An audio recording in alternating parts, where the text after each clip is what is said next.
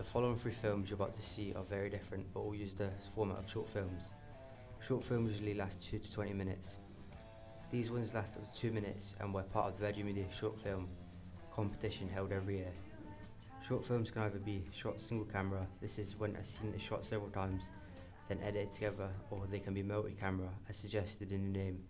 This means shot once from different angles with more than one camera and edited live at the soap extended. This short film is called Mixtape. I thought it was very good because it was very easy to understand, because the storyline was easy to follow and was simple. The film shot in single camera. This means a shot filmed several times in different angles, then edited together. This gives the sense of the characters in their own setting. For example, they are shown singing together even in separate rooms. The Emperor looks more dynamic and interesting to the audience. The pace of the film is fairly fast and the editing makes this possible, as there is quick cutting of all the different shots. For example, as the two characters are having a conversation, there is quick cutting between the two. The genre of this is romance, as shown clearly between both boy and girl. The romantic feeling is presented through the low-key lighting and bright type colours and costumes connotates happiness. The country western music from the mixtape shows that they are both made for each other, as they have the same interest in music. Here lip syncing is cleverly used, as they are both singing to the same song, which is shown as diegetic.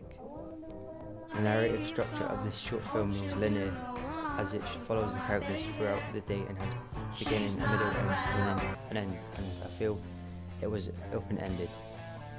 This was, I feel, open-ended, as you don't know what is going to happen next, although you pretty much think you know the answer. The director leaves the audience to decide their own setting. The camera mainly focuses on the people with a variety of shots and occasionally a bird's eye view. The second film is called The Transaction. It is started with an establishing shot to address the setting, then uses a series of close-ups on the three different characters. It was effective as it introduces the characters to the audience. It is filmed in black and white to connote sadness. The film is all visuals.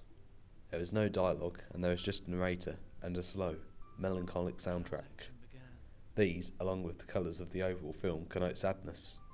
It was probably my least favourite of the films, mainly because on the whole I found it boring.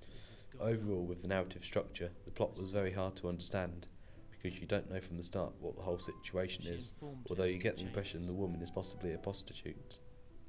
It was open-ended, meaning because you don't know what is going to happen next, and it has a linear narrative, as it was told in order.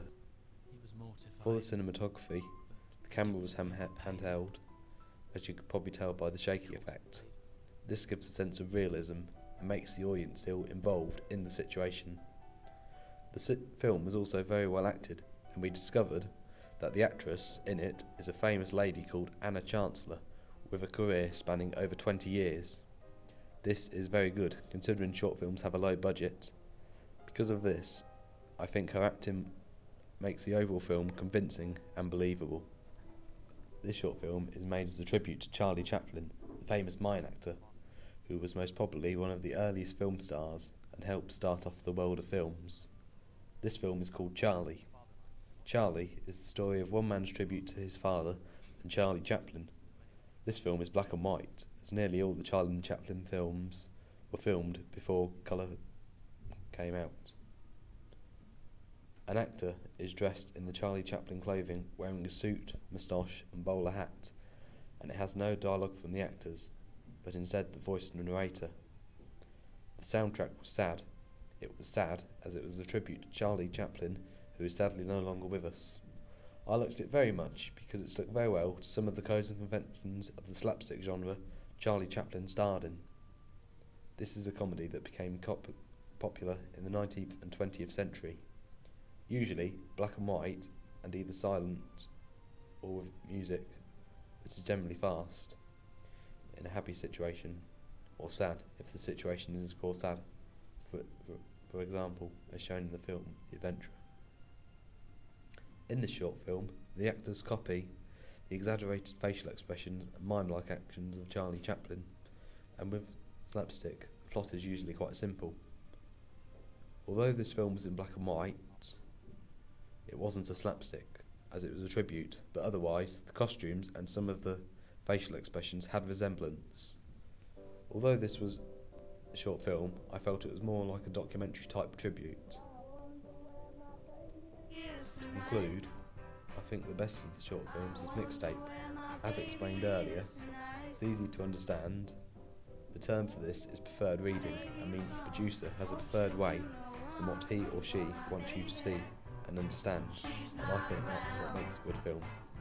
Mixtape was clearly the best, as it was the 2009 Virgin Media Shorts Grand Prize winner. The others didn't quite do it for me. I think the second best was the Chaplin one. Although the format of it is meant to be a short film, it seemed more like a tribute. However, again, this is my opinion, others may see it differently.